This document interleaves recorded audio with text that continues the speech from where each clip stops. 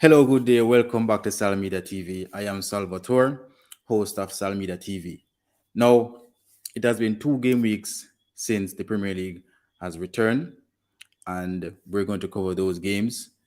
And I just want to say a big Happy New Year to you all. And I definitely have a big thank you for you guys that has been here for the past 3 to 4 months with me to make this all possible. Now we're back to business. Um, in my view, not much has changed in the Premier League since the last 2 game weeks. After the return, seeing the World Cup ended, and I have a couple points I want to cover. Firstly, I am going to cover Tottenham. Conte, is he in trouble? Can he be sacked before the season end? Let's see. I'll cover that. Another point: can Arsenal improve their squad to go on and win the Premier League? Good question. Let's see. Another point to me is that I find important. Man City, are there loopholes in their team this year? When the Haaland approach not working, is there a plan B? Is there an effective plan B? Is there even a plan B? So we're going to cover all of that. So once you're here, please hit the like button and share the stream. Subscribe if you're new, and I'll be back within a second.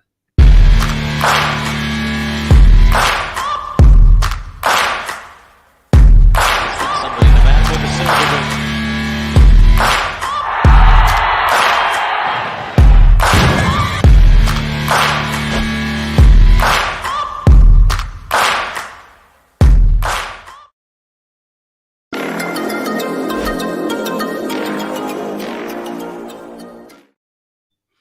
So yeah, welcome back.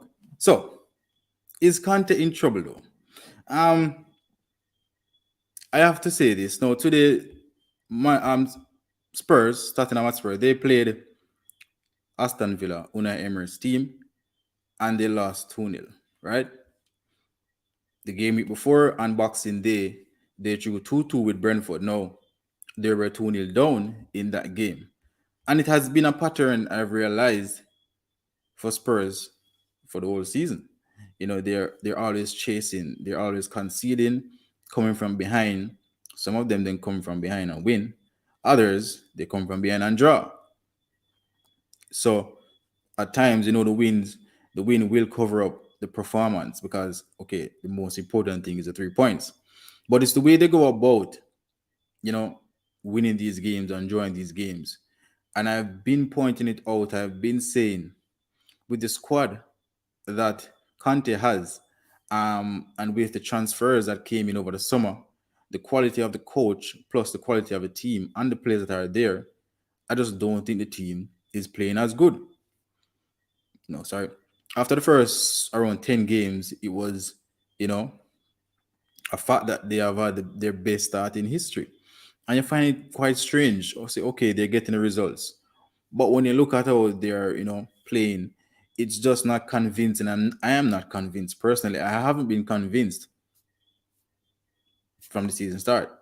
And seeing them lose and draw their first 2 games, you know, after the World Cup, it doesn't surprises me because all of those comebacks at some point, when you play teams that are playing good on that day defensively, you're gonna have difficulties coming back. So it wasn't surprised to me to see Aston Villa beat them. The Kane factor, the Son factor. When you look at Son, right, the quality of a Son and how he plays and what he has been doing for the past couple of years, and seeing him struggle now, I find it quite weird. Players do drop form here now and then, but he has been off the radar for half the season, and that's quite strange. Is it the way how Conte is setting up this team? Is it depriving some of these players, of putting out the quality performances? Hurricane, he has been playing a different role since Conte came in. Is he a better player with this role? That's a question that can always be be asked. Is it worth it? Is it worth him going deep all the time and being that player to lead the attack, like a playmaker? I don't fancy it. With the player of a quality of a Hurricane, I definitely think he should be in that box, waiting on the chances,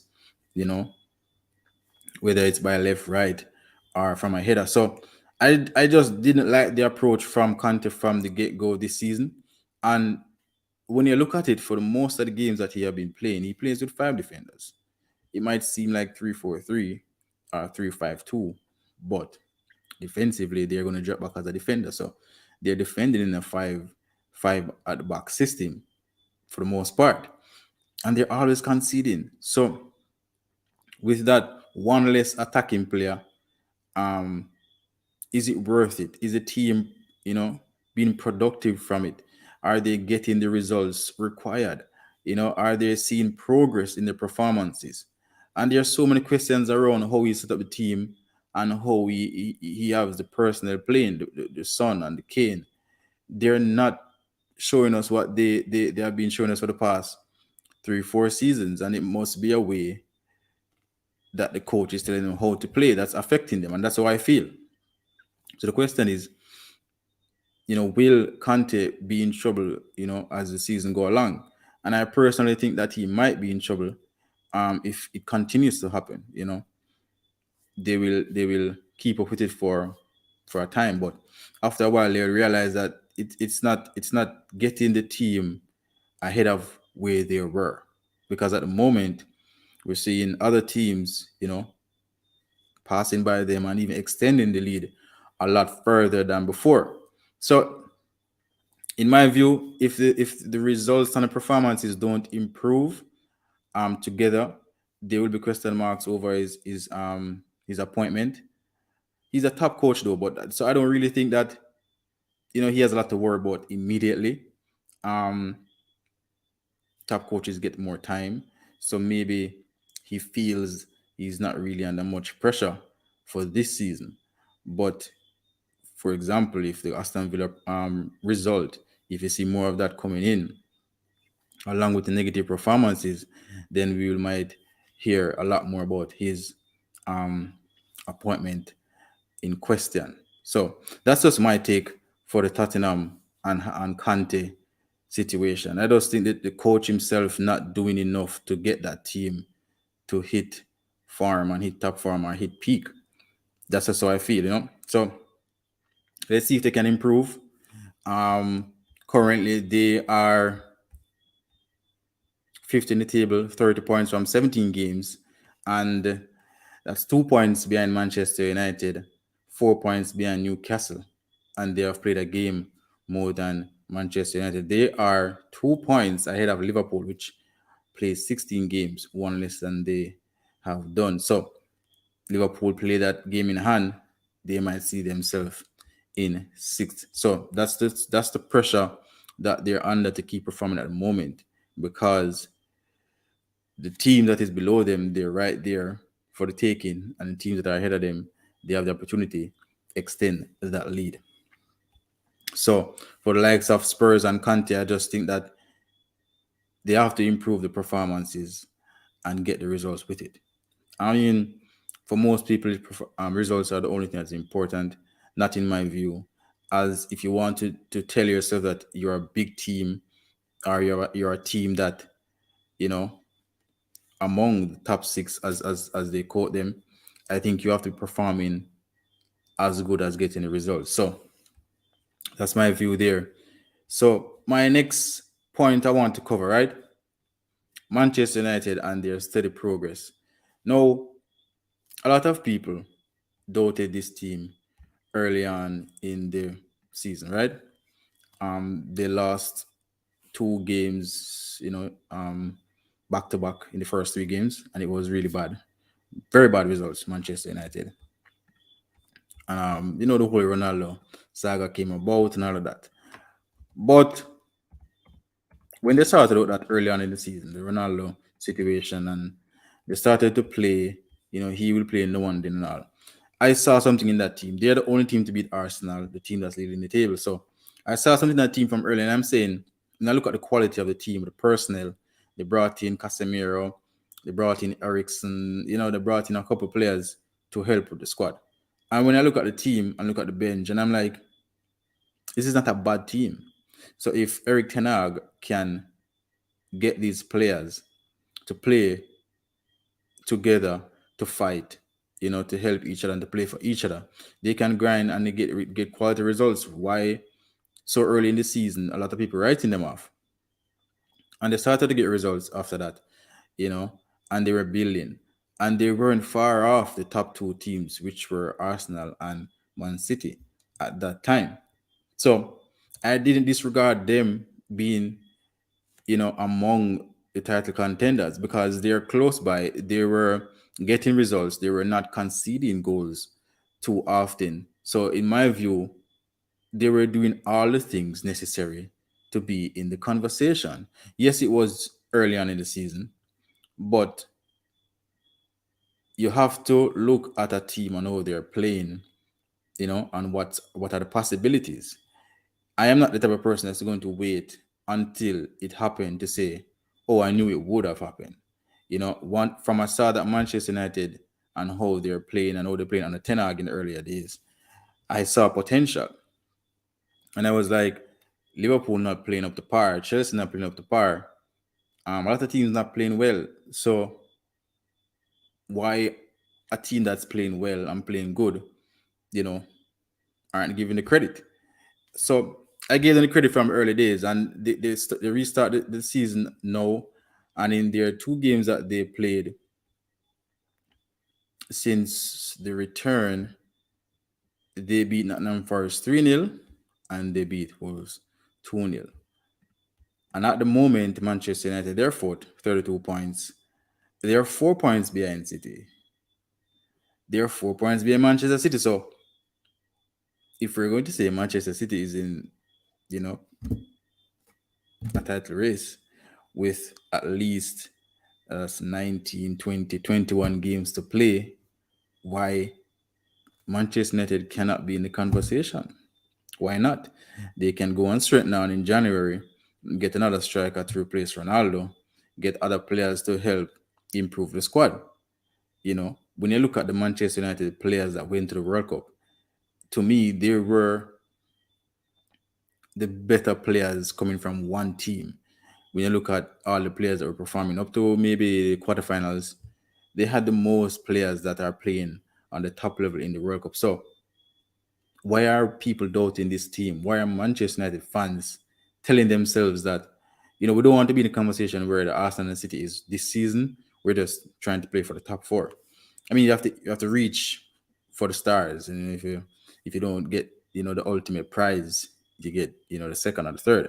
So by telling yourself that you're only going to settle for fourth in a position where you can push for further than that, you're 4 points behind Manchester City. So I think Ten Hag is doing a great job. He has been doing a great job outside of him and the Ronaldo, mix since he have taken this job. So I don't want people to doubt them, and I don't want Manchester United fans to tell me that they cannot compete with the City this season, because I'm going to get to the City conversation soon. So they're playing well. They're not playing the best football based on performances, you know, since the season started, but they're getting the results, and they are games that they show that they can perform as well. But the most important thing at first is to fix the attitude of the players, and the attitude is what are bringing them the results, guys. They're not playing greatly, they're not conceding a lot like a Tottenham. So that's something to build on, and defense win titles, defense will get you cups. The attackers are just here to score the goals, but no matter how much you score, if you're not defending well, you can be outscored. So yeah, you have to start from the back, and I think they have a very good foundation with the Martinez and the Varane.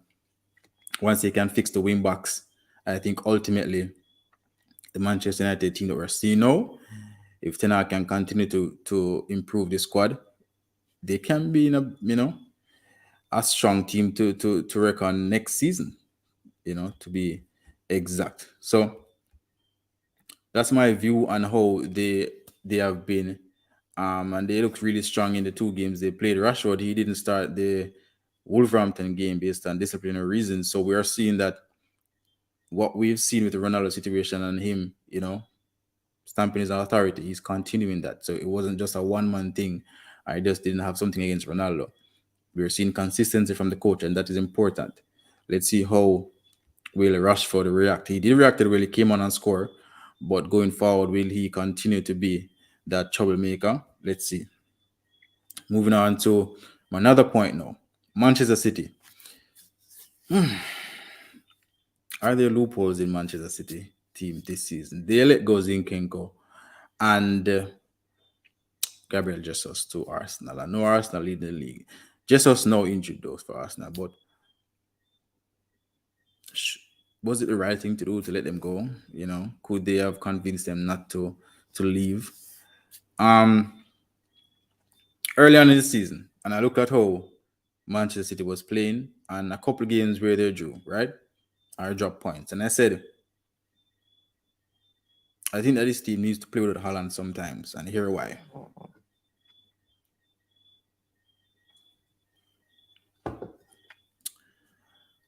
I think that they're playing for him so much now. It's very difficult to come out of that. It's just what I'm seeing. So maybe the coach, maybe as a team and the coach, they do have their plan Bs and all of that, but I'm not seeing it. When I saw them drop points early in the season, and I see how it happened, when they're losing, or they're dropping points basically throughout the game, it seemed like they would draw or lose. I'm not seeing much difference in how they're approaching the games. It's basically the same thing. They're trying their best now to get Haaland to score or to get back that goal to bring them back or win the game. And I'm not seeing a plan B. I'm not seeing them trying to do something else. And I just feel like they have to play without him sometimes so they can remember what we're really about. Yes, it's good to bring a striker in to improve the goal scoring aspect of your team. But at the end of the day, right, if that's not working, there has to be a plan B. The plan B should not be, okay, let's just give him a lot more balls to try and score. Defenders, once they realize that's the approach, they will definitely plan for that. Coaches are going to plan for that. And I said it earlier in the season, I'm going to say it again. I just think that they have to play without Haaland sometimes for the players. Because what happens when you play on a football pitch, you get accustomed to what you're doing. And when you do it over time, it's very difficult to change. And I just think that this Haaland factor, he's doing well. He can't be no better than the way he's playing right now, realistically. But the team is the team playing the best. And this is a very good question. Because a lot of people, if you check back the Manchester United and how they were playing last season, they're playing this season, the team is better this season. But a lot of people were questioning, okay, but a certain player was scoring a lot of goals. Yeah, you were scoring a lot of goals, but the team wasn't playing to their best of their ability. I'm seeing that with City this season. Now they have a striker scoring 21 goals from his first 15 or 16 games, but yet still, you would think that would improve the team and make them superior to everybody else. But no, they're sitting 7 points behind Arsenal and just 4 points behind Manchester United in fourth. 4 points ahead of Manchester United in fourth. And you're like, but there should be a better team. There should be a stronger team. So this is where I don't want people to mix up when a player is doing well. That doesn't equate to the team doing well. And always remember the team comes first. That's for some people that puts the player first. Anyway, Manchester City, they bring in Haaland, and I don't think it has improved the team as yet. It improved the team based on personnel, but the performances have not been the same. And the Haaland factor is just covering up that. Whenever he scores, always Haaland again. But when you look at the games that they have dropped points and just the approach, even when they're not leading or they're losing, it's the same thing. It's just swinging. De Bruyne is not trying to do anything else but to swing in the ball and give Haaland. And I think after a while, coaches and players they will know what to expect. It's going to be easier to stop them. And I think if they don't change that going down into the season and Arsenal continue, we can easily see Arsenal going on to win the league. No, I think they have to change that. They have to, and I think they have to use Alvarez more now. Before the World Cup, I seen him play a couple times, and I was like, he's a good player, but they're not going to drop Haaland. Are they going to play Alvarez on the left? I don't think he's best suit for the left. I think he's best suit for the middle. But the next question is, can they both of them play at the same time? Can they play Haaland and Alvarez at the same time? Um, Pep is arguably one of the best coaches, coaching the game right now. I think he it's his job now to find a method to get these players to play together. I think Alvarez and Haaland, even when it's not going, as planned, not maybe every week, because I still think Haaland will start 98% of the games and Alvarez will come off the bench. But try something different sometimes. It seemed to me a little bit too predictable from Manchester City right now. And it's because of the Haaland factor. So this is what a good player can do to you. He's so good, we're going to give him the ball, let him score. But then you're more predictable. And it's very difficult for you to change that once you start it and you start to make it your, you know, primary approach. And that's what I've seen months ago, early on in the season. And it's continuing in their two games, since the return. They drew 1-1 with Everton yesterday, and they beat Leeds 3-1. And both the games, Haaland scored 3 goals in total. So he's performing. He's breaking records every game, but the team doesn't look like a team that has improved. And Pep has a lot to do to sort out that. Now, my next point is, can Arsenal improve their squad in January enough to go on and win the Premier League?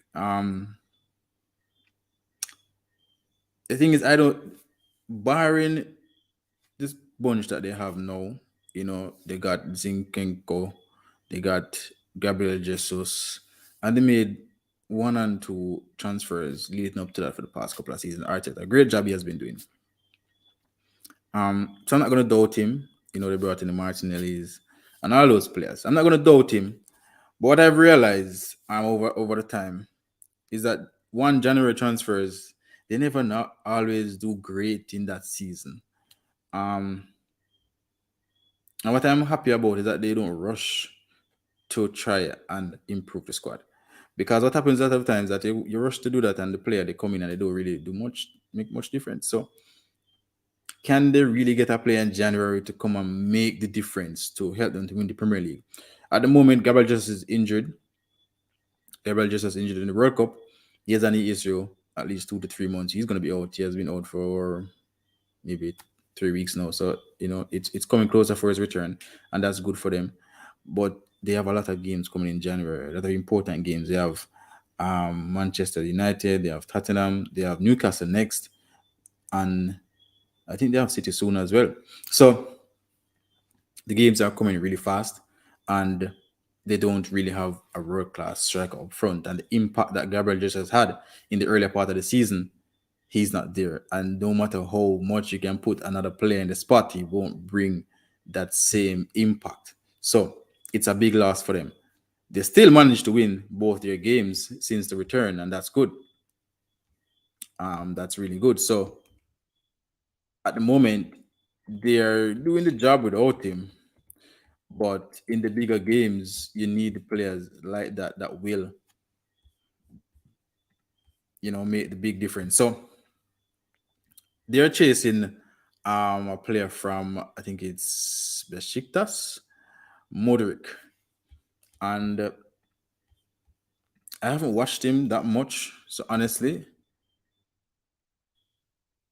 I really don't know what to expect from him. He's a quite fast, skillful, pacey winger.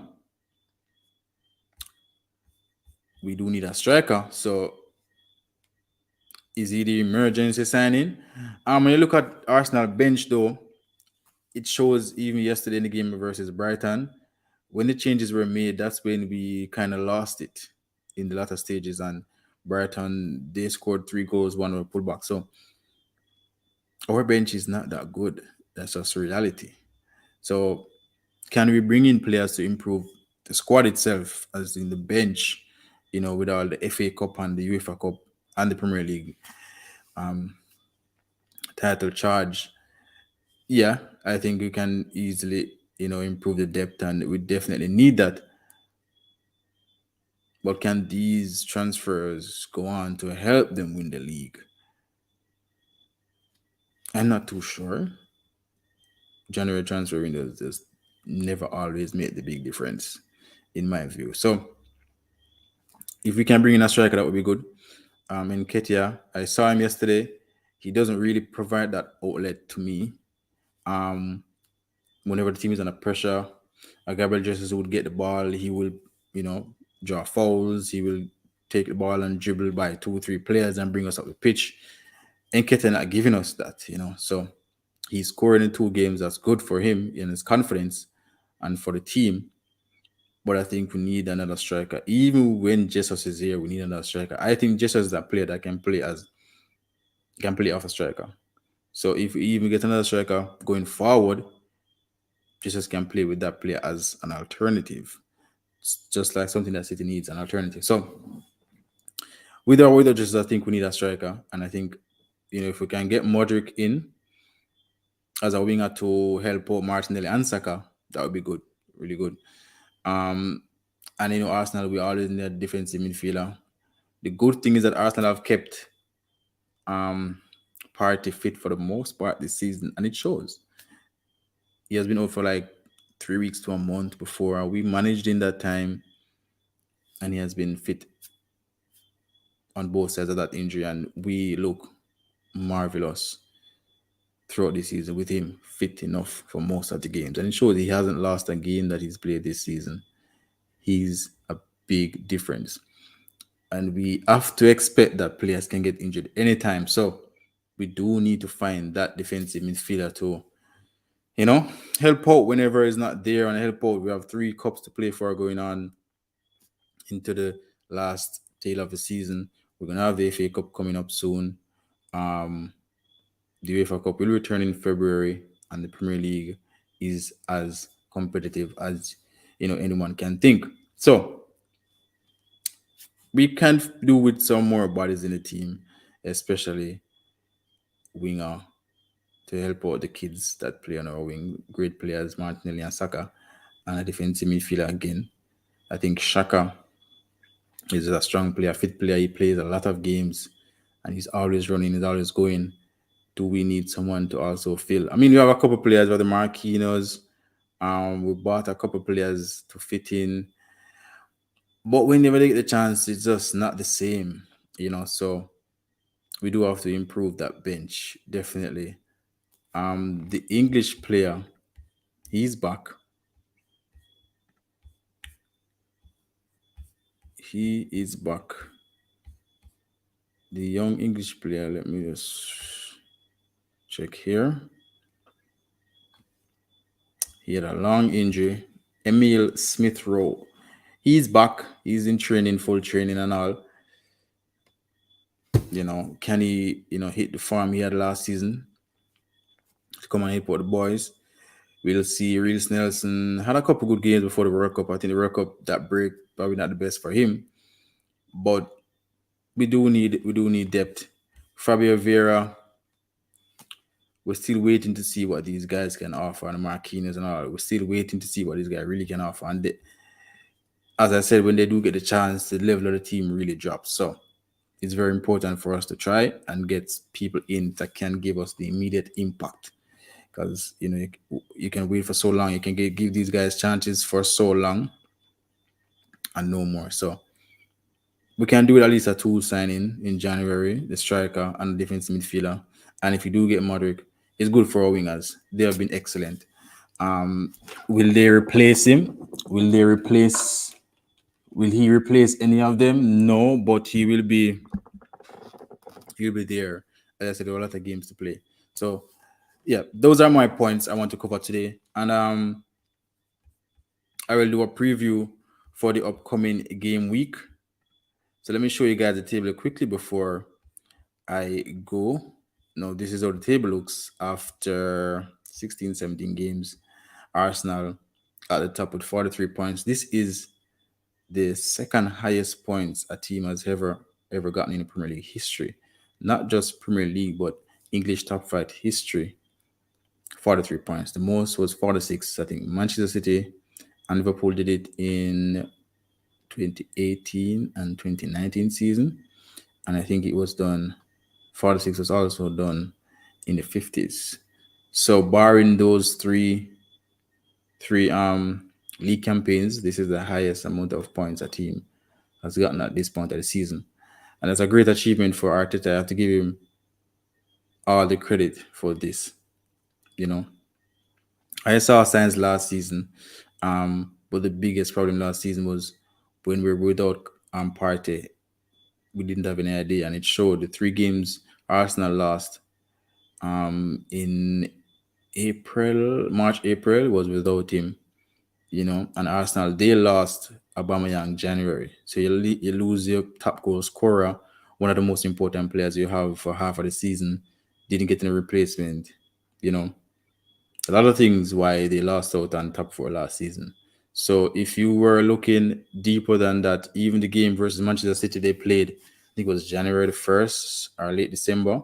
That first half was the best first half I watched Arsenal last season, and yeah, we still end up losing. But you could see signs of this team molding into what they are now. And with Zinchenko and Gabriel Jesus' addition, those are champion players. They know what it takes to win. And to me, the experience that they have came in, and they probably, give a lot to the players around them. A lot of traits, a lot of attitude and actions that will help them to grow. And it shows in the team. Zinchenko, if you watched him closely, he's a player with passion. He's intelligent, and he improves people around him. So maybe Arteta just went and got the pieces to fill the puzzle. So Manchester City, they drew. They are 36, 7 points behind now. They're just 2 points ahead of Newcastle and 4 points ahead of Manchester United. So they're looking forward to Arsenal, but at the same time, they have to be careful because there are people lurking behind them. Newcastle, they dropped points as well this weekend. They drew 0-0. Yeah. And they're not doing bad. I think Arsenal and Newcastle will play Thursday or Wednesday. So that's going to be a really, really big, important game for Manchester City as well. Man City will be playing Chelsea. So we will preview all those games coming into the week. And Man United and their steady growth right here. No one really paying them much mind, but they're taking their time and climbing the table. Tottenham, they lost today. They're fifth, 30 points. I think Conte needs to find a way to get that team playing. They're not playing well. Liverpool edged a victory yesterday. Still not playing the type of football we're accustomed to, but they're grinding results. They didn't score a goal yesterday, though. All three goals were scored by Leicester, two own goals and all. Crazy game. But, they're still off. Chelsea 1-1. They drew today. They're in trouble as well to me. But the reason why I don't really compare Chelsea and Tottenham is that Chelsea brought in a coach since the season has started. Not the greatest of coach. He's a good coach. Not like Conte. The expectation of a Conte and the transfer that he made, I think that's why I pressure him so much. With Chelsea, I definitely had them to finish fifth. So it's not surprising that they're outside of the Champions League spot now to me. And that's why I don't really pressure them that much. I just think the team was not good enough. Their best player is a wing back. That says a lot. About bringing in Aubameyang, he didn't convince me. Still not convincing me. Sterling, still not convincing me. So this team, they're performing poor, but I expected it. That's why I don't really pressure them. But they're eighth, as expected, outside of the Champions League spot. In the relegation zone, Nottingham Forest, they did well to get that point. Wolverhampton also there. They lost 1-0 Southampton there as well. West Ham not too far away. The squad West Ham has, it's kind of sad to see them here. But yeah. So That's how the table is shaping up at this moment. Transfer window is now open, so teams will be looking to improve their squads. And let's see, Chelsea have been really busy though. So even though I have been convinced by their squad, they're trying to improve it. Let's see if any of those transfers can come in and improve the squad for the last half of the season. But the big um, transfer news: Arsenal, they're chasing Madrid. Can they improve and go on to win the league? No team that has been on this amount of points at this point of a season has lost. So a lot of pressure on those kids over there. Can they go on to deliver? We'll see. So we will be back here with a preview for the upcoming game week in midweek. Definitely. So thank you guys for being here. Thank you guys for joining me. Thank you guys for passing through. Please hit the like button and share the video. I definitely appreciate it. Happy New Year once more. Enough love. Peace out.